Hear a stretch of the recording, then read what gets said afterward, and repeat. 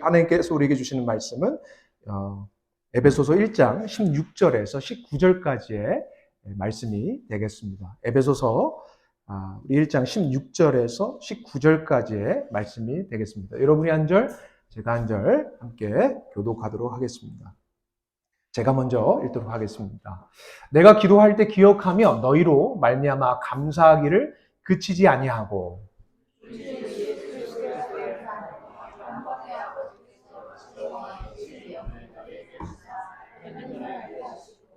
너희의 마음의 눈을 밝히사 그의 부르심의 소망이 무엇이며 성도 안에서 그 기업의 영광의 풍성함이 무엇이며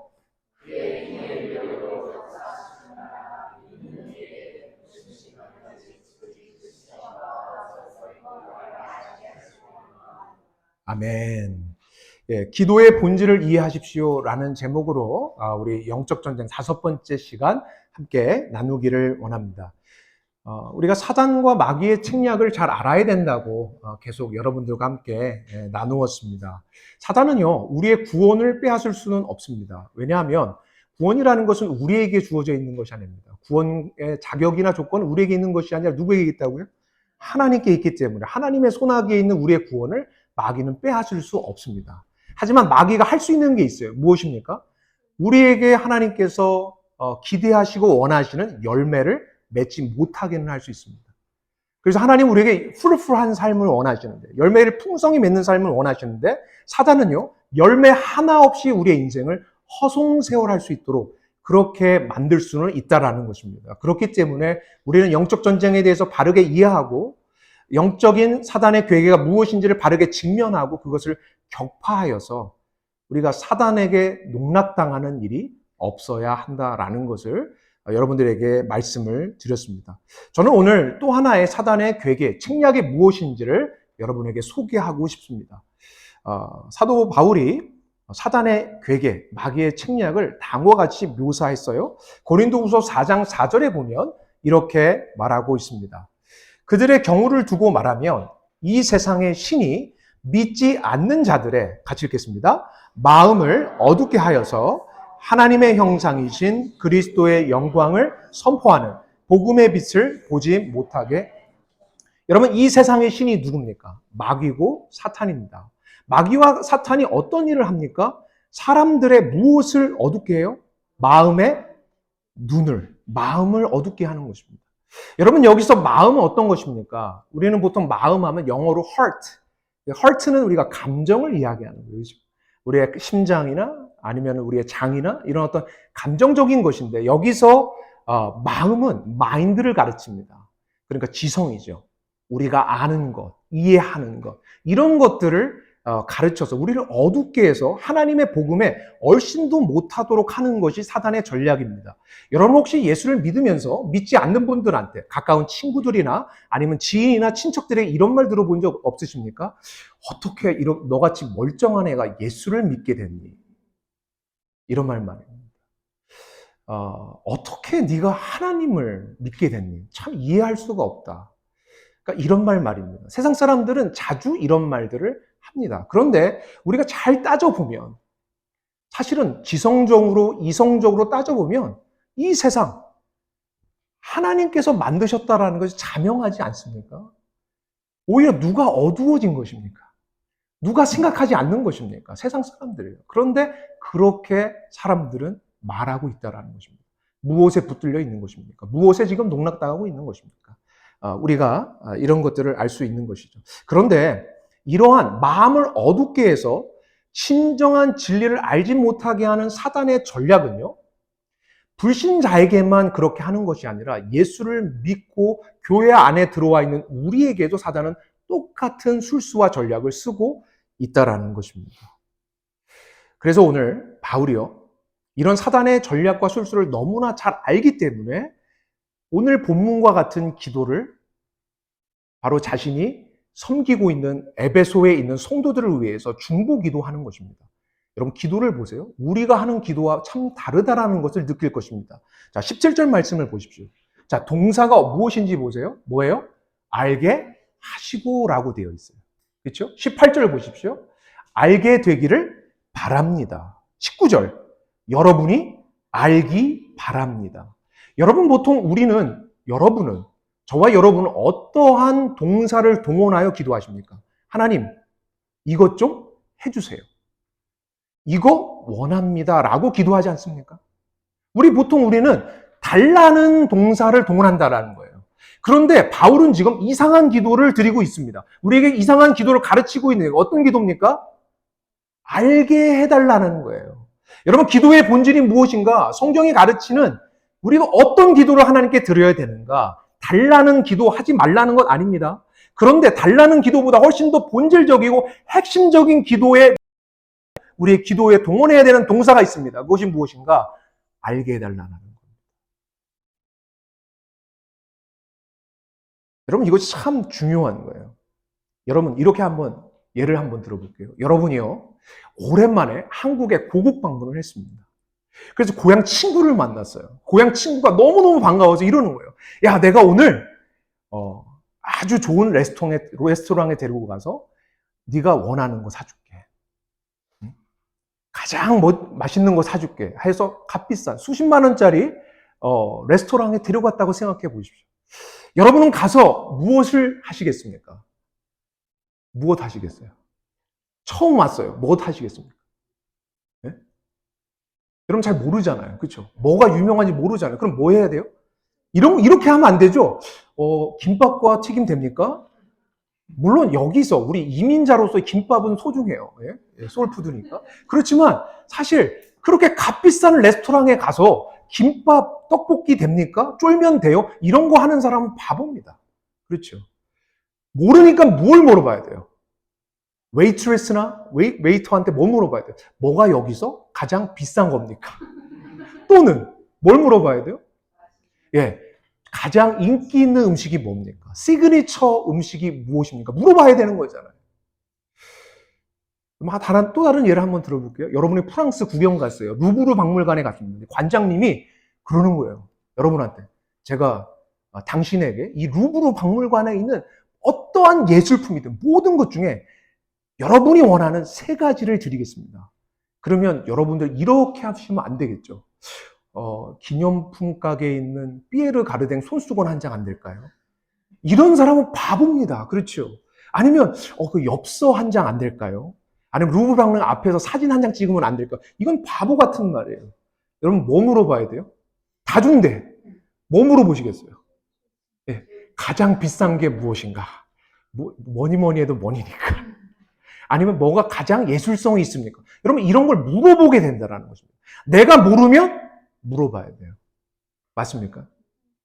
여러분 왜 바울이 우리에게 이러한 기도를 요구하고 있는가? 우리가 하지 않는 기도를 우리에게 가르쳐주고 있습니까? 사실은 우리가 예수를 믿었어요.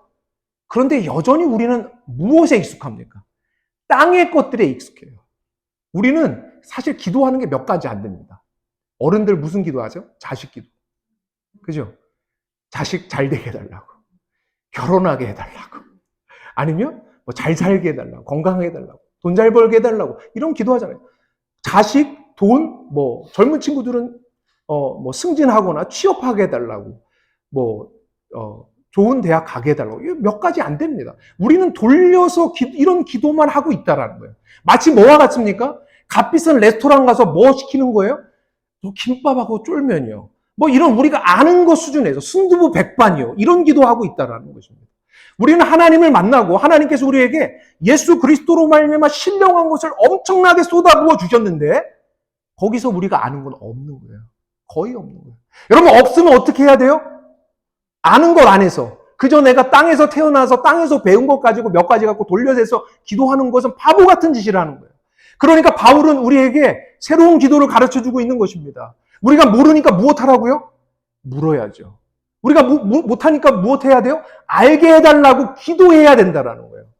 무엇이 정말 좋은 것인지, 무엇이 정말 가치 있는 것인지, 무엇이 정말 영원한 것인지 그것을 묻고 그것을 추구하고 그것을 달라고 기도하는 것이 지혜로운 거라고 이야기하고 있다는 것입니다. 사랑하는 성도 여러분, 옆에 분에게 축복하면서 안목이 있는 삶을 살길 바랍니다. 이렇게 축복하기 원해요. 여러분 고기는 누가 잘 먹습니까? 예, 먹어본 사람이 잘 모르는 거예요. 신령한 것도 먹어봐야 돼요. 그러니까 바울이 알게 해달라. 아는 것은 단순히 머리로 하는 게 아니에요. 우리의 존재로 하는 거예요. 맛보아 하는 거예요. 그러니까 고기 먹은 사람이 아는 것처럼 신령한 것, 영원한 것도 우리가 맛보아야 알지 않겠습니까? 그러니까 그렇게 맛보게 해달라고, 알게 해달라고. 땅의 것에 멈추어 있는 인생이 아니라 영원한 것을 추구하는 인생 되게 해달라고 그렇게 기도하기를, 기도의 본질을 우리에게 가르쳐 주고 있다라는 것입니다. 그러면서 우리가 구해야 되는 세 가지 중요한 것을 오늘 이야기하고 있다는 거예요. 한번 따라해 보겠습니다. 소망, 부요, 권능. 여러분 영어로 해볼게요. hope, riches, power. 이 세 가지를 우리에게 구하라고 우리가 알기를 원한다고 기도하고 있는 것입니다. 첫 번째, hope, 소망이 무엇인가? 우리 18절 상반절 말씀을 다시 주목하여 보기 원합니다. 함께 읽겠습니다. 시작.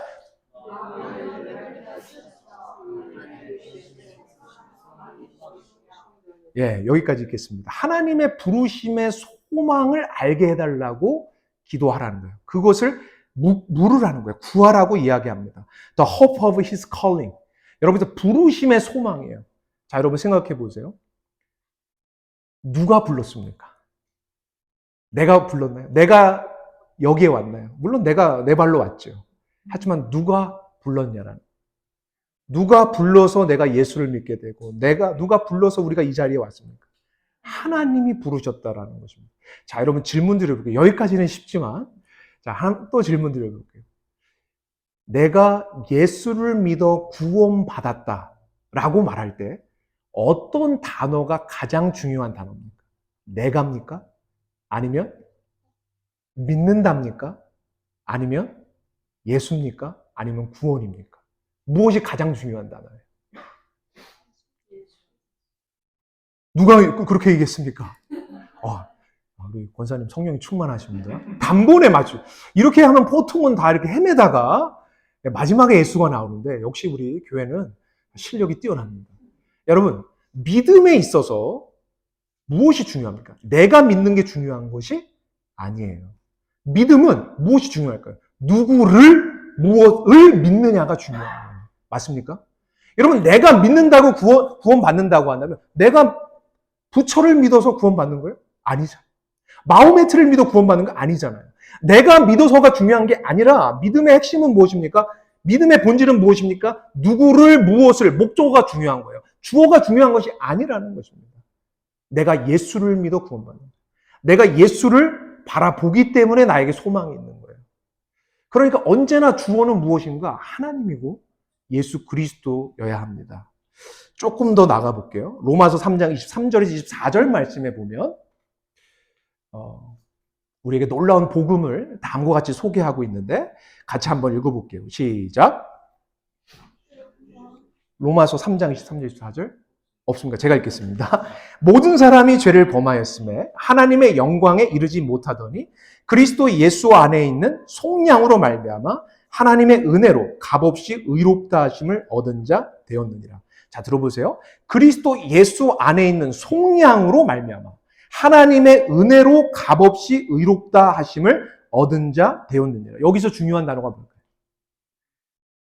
그리스도 예수예요, 속량이에요, 은혜예요, 의롭다함이에요, 하나님이에요, 뭐예요? 그리스도 예수. 예, 분명히 앞에서 답이 그리스도 예수였으니까 이번에도 그리스도 예수겠구나. 그런 제가 질문을 하지 않죠. 무엇이 답이겠습니까? 하나님이 답인 거예요. 하나님. 이 말씀 이전에 무슨 이야기를 합니까? 모든 사람이 죄를 범하였대요. 거기에는 누구가 속한 거죠? 우리 같은 이방인, 하나님을 알지도 못했던 사람들 뿐만 아니라 하나님께서 자기 자신을 드러내셨던 아브라함의 족속이었던, 아브라함의 혈통이었던 선민들인 이스라엘도 포함이 되는 거예요. 이스라엘에게 하나님이 율법을 주셨어요. 그 율법을 따라서 이들이 구원받을 줄 알았는데 율법에서 순종하면 복이고 불순종하면 저주였는데 이들은 불순종하였어요. 불순종함으로 말미암아 어떻게 되었습니까? 이들이 저주 안에 처하게 되어서 결국은 이방인들과 다를 것 없이 하나님의 진노 아래 놓이게 되었다라는 것입니다. 그래서 하나님이 나서신 거예요. 하나님이 나서셔서 일하신 거예요. 여러분, 우리가 착각하면 안 되는 것이, 오늘 다들 아멘이 아주 강력하게 계속 오네요. 할렐루야. 하나님께서 우리를 구원하셨다라는 이 메시지, 이것이 중요하다라는 거예요. 우리는 잘못 생각합니다. 이렇게 생각하는 분들이 간혹 있어요. 아니, 꽤 많아요, 솔직히. 율법으로, 행위로 구원 못 받으니까 이제 믿어서 구원 받는 거야. 성경은 단 한 번도 구원의 비결이나 구원의 방법을 이야기한 적이 없습니다. 우리 인간으로부터는 할 수 없으니까 누가 구원하셨다? 하나님이 오셔서 구원하셨다는 거예요. 그러니까 착각하면 안 되는 것이 하나님이 우리를 구원하신 것이지 우리가 할 수 없으니까. 내가 믿어서 구원받았다는 건 잘못됐다는, 그럼 믿음은 도대체 무엇인가? 믿음은 무엇입니까? 하나님이 내가 할 수 없기 때문에 하나님이 하신 일을 바라보고 그 하나님이 얼마나 대단하시고 하나님이 얼마나 우리를 사랑하시는지 내가 알기 때문에 거기에 반응함으로 나타나는 것이 뭡니까? 믿음이라는 거예요. 여러분, 구원은 누가 하신다고요? 하나님이 하신다. 여러분, 우리가 이것을 결코 잊어서는 안 되겠습니다. 여러분, 그렇다면 이 바울이 얘기하는 부르심의 소망, 하나님이 우리를 부르셨대요. 여러분, 예수 그리스도의 십자가는 무엇입니까? 제가 재차 말씀드립니다. 예수님의 십자가는 성경은 무엇이라고 클리어하게 얘기합니까? 새로운 출애굽이요. 새로운 출애굽, 따르면 새로운 출애굽. 여러분, 이건 머리에 넣으시고 가슴에 새기셔야 돼요. 십자가가 뭐냐고 물어보는데 20년, 30년 동안 신앙생활했어도 헷갈리면 안 돼요. 그냥 내가 죽어서 천국 가기 위해서 주님이 돌아가신 거야. 여러분, 너무나 협소하고 너무나 가난한 신앙 고백입니다. 성경은 무엇을 이야기하고 있어요? 우리가 사단, 마귀, 죄라는 자기 중심성에 사로잡혀 있었어요. 파라오라는 우리가 어찌할 수 없는 거대한 그 권세에 붙잡혀 있었단 말이죠. 그런데 예수님께서 십자가에서 그 자기 중심성이라는 어마어마한 권세, 사단의 권세를 깨트리셨어요. 그로 말미암아 우리가 이 죄로부터 자유케 되는 거예요. 그래서 어디를 건넜습니까? 홍해를 건넜죠. 우리의 홍해가 무엇입니까? 예수 그리스도와 함께 죽고 예수 그리스도와 함께 사는 영적 침례, 영적 세례를 경험했잖아요. 그러면 지금 여기는 어디입니까? 기쁜 사람이 어디지? 그렇지. 이제 알잖아요. 처음엔 몰랐다고. 이제 알았지. 광야. 우리는 어디 있어요? 광야에 있는 거예요. 하나님께서 우리의 신앙생활을 우리가요, 착각하면 안 돼요. 하나님께서 우리에게 광야 학교에 입학시키신 거예요. 광야 학교에. 어떻게 해요? 교복 입혀서. 만나 도시락 들려서. 책가방 매갖고 광야 학교로 지금 우리가 걸어가고 있다고요. 여러분, 이것을 우리가 착각하면 우리의 신앙생활은 늘 곤고하고 아무것도 안 남는 인생을 살 수 있다는 것을 기억해야 하는 것입니다. 여러분, 그렇다면 제가 질문 드려볼게요. 학생이니까. 학생은 여기서 어떤 학생이 그나마 나은 학생인지 여러분이 선택해 보시는 거예요. 여기에 다들 우리 믿음의 지체분들은 다 학교 다니시면서 담벼락을 넘어보신 적이 없으시죠? 저는 간혹 넘었는데, 이런 케이스가 있다고 생각합시다. 이런 학생이 있어요. 학교를 땡땡이 치고 담벼락을 넘었습니다. 그래서 도둑질을 했어요. 나쁜 놈이죠. 또 이런 학생이 있어요. 수업을 안 듣고 땡땡이 치고 담벼락 넘어갔고 오락실 가서 오락했어요. 또 어떤 학생이 있냐면 선생님이 열심히 가르치고 계시는데 거기서 담벼락을 넘은 적도 없고 딴 데 간 적도 없어요. 그런데 그냥 잤어요. 자, 도둑질한 놈, 오락실 간 놈, 잔 놈, 세 놈 중에 누가 가장 나쁜 놈입니까? 자, 그러면 그나마 괜찮은 놈은 누굽니까? 잔놈이죠. 여러분 그렇게 생각하시죠? 여러분, 그런데 성경은 다 똑같은 놈이라고 얘기하는 거예요. 다 똑같은 놈. 왜 그럴까요? 여러분, 선생님이 열심히 가르칠 때 뭐 해야 되는 거예요? 잘 듣고 배워야 하잖아요. 배워야 하는 시간에 안 배우고 딴짓한 놈은 다 똑같은 거예요. 여러분, 우리가 잘 기억해야 합니다. 우리가 너무나 잘 아는 누가복음 15장에 탕자의 비유가 있어요.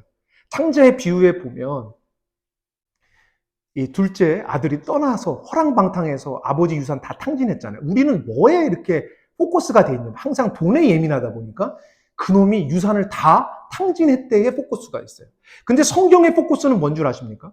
돈 탕진한 것보다 더 심각한 게 무엇이죠? 아버지 곁에서 그 시간에 배워야 할 것을 못 배우고 딴짓해서 무엇을 낭비하는 게 심각한 걸까요? 시간을 낭비하는 게 심각한 거예요. 여러분, 우리는 우리의 신앙생활을 잘 생각해요. 하나님, 저 도둑질 안 했습니다. 저 나쁜 짓 안 했어요. 저 뭐 그렇게 살지 않았습니다. 안 했어요, 안 했어요, 안 했어요. 제가 여러 번 말씀드렸어요. 안 했어요, 안 했어요 하면 차라리 뭐 하는 게 나아요? 죽는 게 낫는 거예요. 죽은 사람은 아무것도 안 하니까. 안 했어요가 아니라 그 시간에 내가 무엇을 배웠습니다가 중요하다는 겁니다. 여러분, 예수님께서 말세에 이것을 경고하셨어요. 지금 우리가 살아가는 이 시대가 말세의 말세 아닙니까? 이 세대에 우리가 정말로 경각심을 가져야 되는 것이 무엇인지를 다음과 같이 주님이 말씀하셨어요. 누가복음 21장 34절 말씀을 같이 보겠습니다. 시작.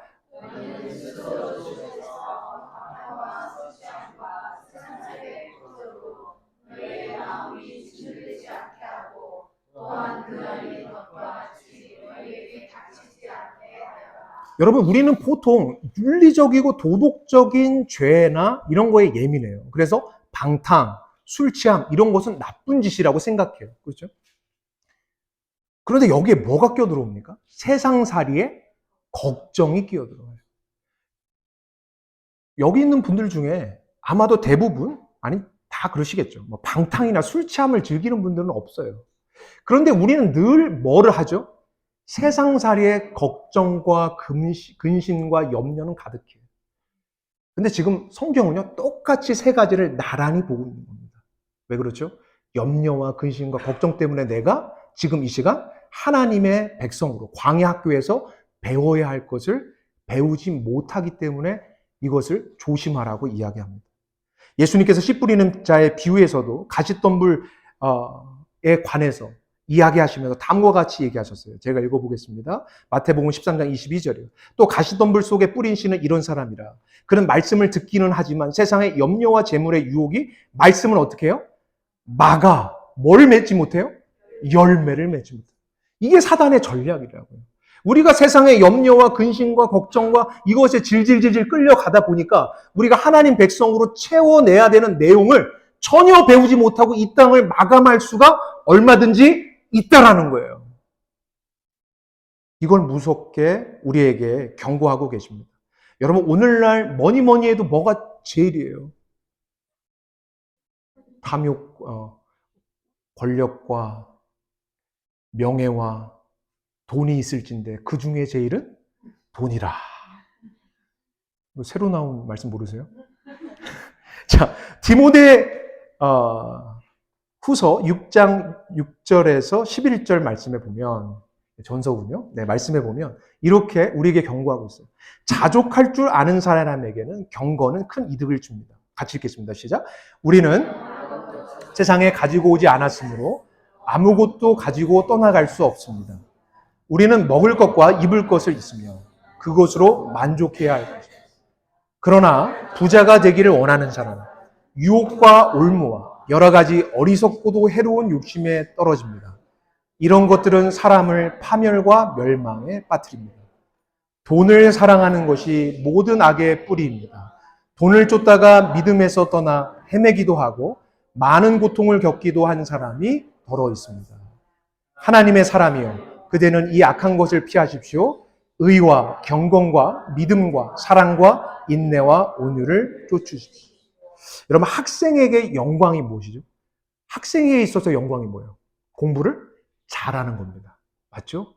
학생에게는 공부 잘하는 게 영광이에요. 신자에게 영광이 뭐예요?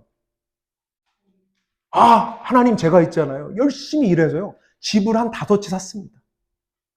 제가 집에 명품카가 한 10대 정도 있습니다. 주님이 뭐라고 하실까요? 어휴, 잘했다. 이러시겠어요?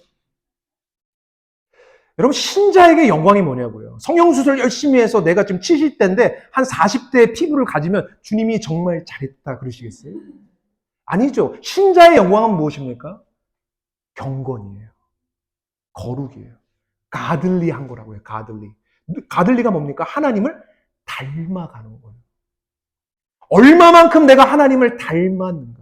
우리가 살아가는 이 광야 학교를 통해서 내가 얼마나 타인들을 향한 눈물을 담고 살아갔는가. 나밖에 모르고 나의 연연에서 나의 탐욕만 채우다가 하나님 앞에 서는 인생들은 결국은 부끄러움 외에는 아무것도 없다고요. 신자의 영광이 무엇입니까? 예수님이 보여주신 것처럼 나 자신을 주는 셀프 기빙 러브를 얼마만큼 내 삶 가운데서, 내 존재 가운데서 그것을 담아내고 그것을 행하였냐 아니겠습니까? 사랑하는 성도 여러분, 저는 저와 여러분이 신자의 영광을 잃어버리지 않기를 간절히 축원합니다. 여러분, 신자의 영광을 우리는 잘 기억해야 한다는 것입니다. 여러분, 두 번째로 바울이 무엇에 대해서 우리가 알기를 원한다고 이야기하고 있습니까? 에베소 1장 18절 하반절에 보니까 다음과 같이 이야기하고 있어요. 같이 읽어보겠습니다. 시작. 성도들에게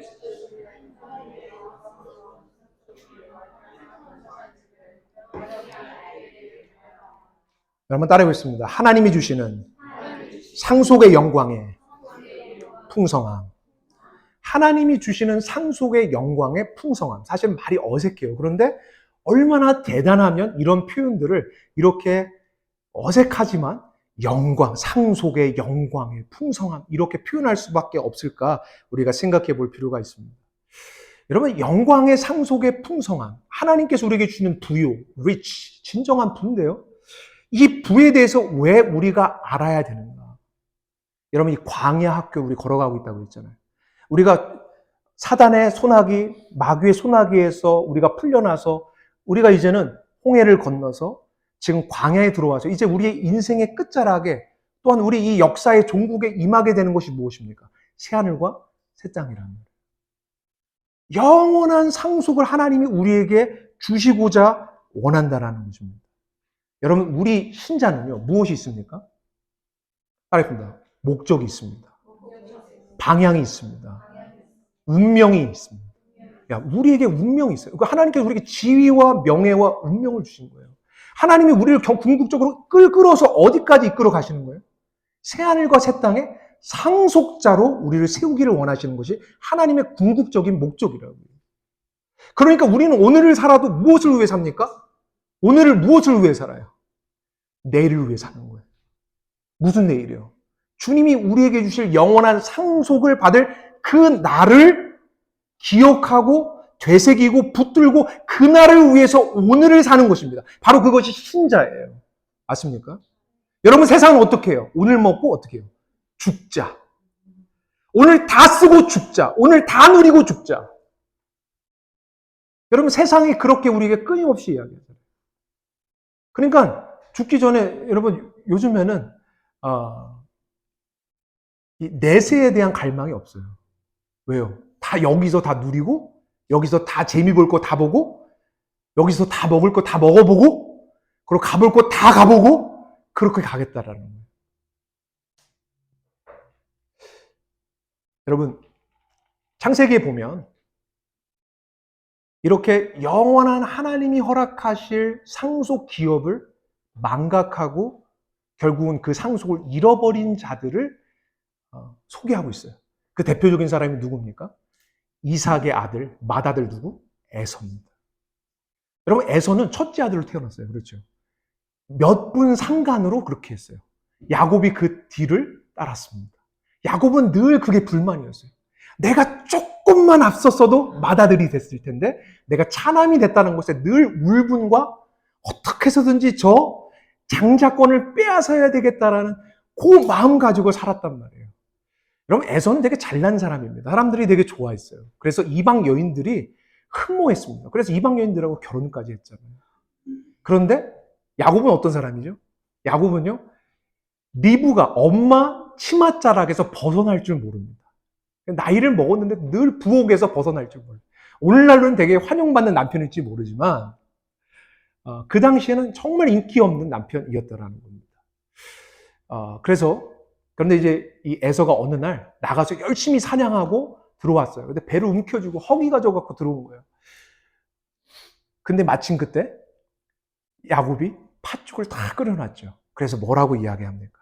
자, 창세기 25장 31절 34절 보겠습니다. 제가 읽어볼게요. 야곱이 대답하였다. 형은 먼저 형이 가진 맏아들의 권리를 나에게 팔아라. 팥죽 달라니까 팔라는 거예요. 자, 에서의 반응이 어떻습니까? 에서가 말하였다. 같이 읽어볼게요. 이것 봐라. 나는 지금 죽을 적이었다. 지금 나에게 맏아들의 권리, 뭐 그리 대단하거냐. 야곱이 말하였다. 나에게 맹세부터 하시오. 그러자 에서가 야곱에게 맏아들의 권리를 판다고 맹세하였다. 자, 같이 읽겠습니다. 야곱이 빵과 팥죽 얼마를 에서가 먹고 마시고 일어나서 나갔다. 에서는 이와 같다. 여러분, 보이십니까? 지금 이 장자권은요, 단순히 자신의 아버지의 유업을 받는 장자권이 아니에요. 하나님이 누구를 부르셨어요? 아브라함 부르셨죠. 그래서 아브라함에게 뭐라고 약속하셨습니까? 네가 열국의 아비가 된다. 그러니까 하나님이 무엇을 너에게 주시겠다? 너희 자손에게 주시겠다? 이 모든 열방을, 이 온 우주를, 모든 피조세계를 다스릴 수 있는 대리 통치자로서 너의 자녀들을 세우겠다고 말씀하시는 거예요. 근데 그 어마어마한 상속을 뭐 하나하고 맞바꾸었습니까? 팥죽 한 그릇하고 맞바꾸었어요. 자, 여러분 생각해봐요. 여러분이 이거 실감이 잘 안 가잖아요. 오늘날로 한번 해보자는 거예요. 여러분 햄버거가 하나 있어요. 햄버거 아무리 비싸도 100불 넘어갑니까? 아무리 명품 햄버거라도 100불 안 넘어간다고요. 근데 이걸 가지고 여러분이 100억을 주고 산다고 생각해보세요. 말이 돼요? 그런 바보가 어디 있겠냐고요. 100억 불을 주고 사는 그런 바보가 어디 있겠냐고요. 아무도 그렇게 안 합니다. 근데 왜 그렇게 해요? 왜 지금 이 에서는 그렇게 하는 것입니까? 이 가치, 하나님이 주시는 이 상속의 가치가 얼마나 큰지 뭐 하는 거예요? 모르는 거예요. 여러분 생각해 보세요. 여러분 식당에 가셨어요. 이런 경험 저는 이런 경험이 자주 있었어요. 스테이크 하우스에 딱 갔어요. 미국에 처음 와서 스테이크 하우스 딱 가니까 갑자기 빵이 나오잖아요. 빵에 버터를 발라보니까 너무 맛있는 거예요. 하나 먹고 두 개 먹고 리필해서 먹고 계속 먹다 보니까 그거 다 먹고 나니까 메인 디시가 나오는데 배불러갖고 먹을 길이 없는 거예요. 여러분 뭡니까? 지금 우리가 어찌 보면 그렇게 살아가고 있지는 않냐라는 겁니다. 이 땅에서 하나님 자식 좀 잘 되게 해주세요. 성공 좀 하게 해주세요. 돈 좀 잘 벌게 해주세요. 우리 몇 가지 돌려가면서 땅에 있는 것들만 계속 구하면서 그거 주시면 그걸로 땡큐하고 그거 안 주시면 원망하고 거기에 전전긍긍 매달려 있다 보니까 우리는 무엇을 바라지 않아요. 여기서 그냥 에피타이저만 먹다가 끝나겠다라고 작정한 사람들 같지 않냐는 거죠. 제가 그 레스토랑 가서 그렇게 호되게 당하고 난 이후부터 그 다음번에 레스토랑 가면 어떻게 했을까요? 어떻게 합니까? 아무리 맛있는 빵이 나를 유혹해도 하나 정도만 발라먹고 기다리는 거죠. 뭐가 나올 때까지? 메인 디시가 나올 때까지. 사랑하는 성도 여러분, 우리는 어떻게 지금 살아가고 있냐라는 거예요. 정말 하나님이 주실 영적인 신령한 것에 대한 그 풍성함과 기대를 내가 알고 이해하고 지금 오늘을 살아가고 있냐라는 거예요. 어찌 보면 우리는 그것은 까맣게 잊어버리고 왜 하나님 내가 예수를 믿었는데 왜 내 자녀는 이 모양 이 꼴입니까? 예수를 믿었는데 왜 내 아이에게 건강을 주지 않습니까? 예수를 믿었는데 왜 나는 이렇게 고되고 힘든 인생을 살아가고 있습니까만 하나님 앞에 늘어놓는 신앙생활을 하고 있지는 않냐라는 것입니다. 사랑하는 성도 여러분, 눈이 열려야 돼요. 눈이 열려야 돼요. 귀가 열려야 돼요. 신령한 것을 볼 수 있도록 하나님 우리에게 지혜와 계시의 영을 부어달라고 우리는 간구해야 됩니다. 그 어느 때보다 그런 갑절의 영성을 달라고 하나님 앞에 부르짖어야 됩니다. 그렇지 않으면 다 넘어가게 돼 있어요.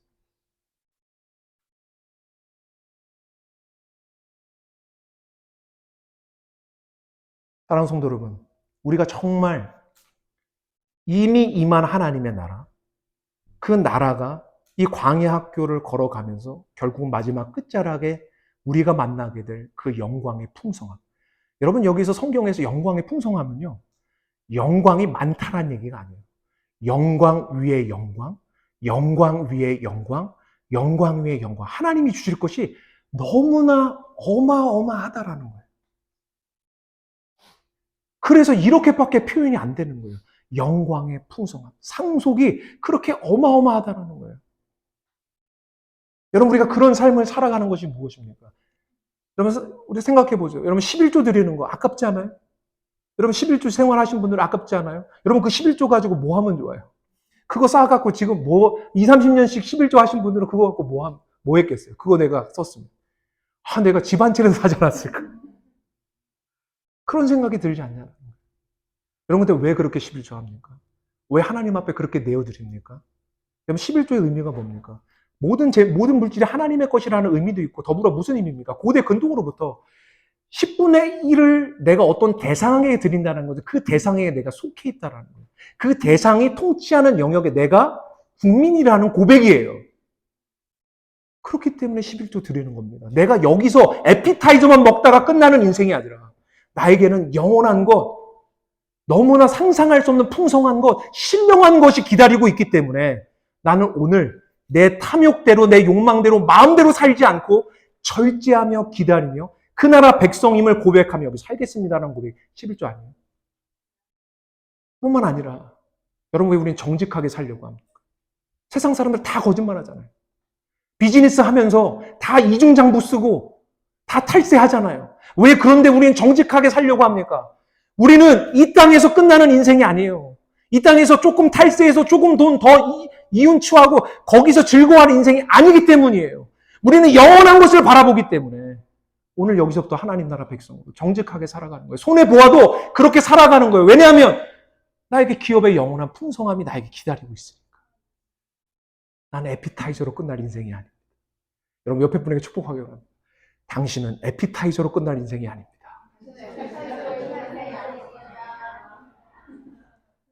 그럼 에피타이저로 끝나면 안 돼. 메인 디쉬를 기다려야지. 여러분, 그렇다면 하나님께서 이렇게 주시는 부름의 소망에 따라서 우리가 걸어가고 광야 학교를 잘 성실하게 나아갈 때 결국은 하나님이 정말로 우리에게 약속하신 그 영광의 풍성함을 주신다는 것을 우리가 어떻게 신뢰할 수 있습니까? 여기 있어서 바울이 이렇게 얘기하고 있는 거예요. 에베소서 1장 19절 말씀이에요. 같이 읽어보겠습니다. 시작. 네.